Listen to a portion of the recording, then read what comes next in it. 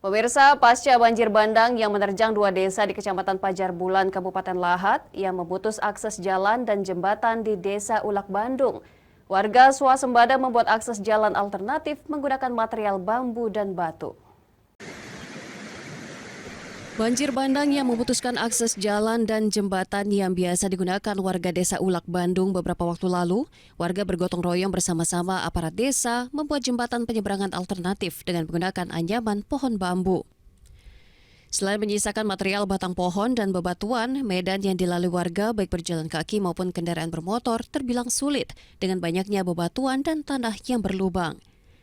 Dengan menggunakan bambu yang dianyam yang dipasang di aliran air yang masih mengalir deras, membuat warga yang melintas harus ekstra hati-hati. Gotong royong untuk membuat jembatan alternatif ini, tapi untuk membawa kopi hasil sawah dan hasil kopi itu nggak bisa, karena mungkin cuma motor sama manusianya yang bisa. Ya kalau ke pasar satu-satu jalan inilah. Jadi kalau ini terputus ini, nah ini rakyatnya menderita ini di bukit-bukit ini, di sawah-sawah ini.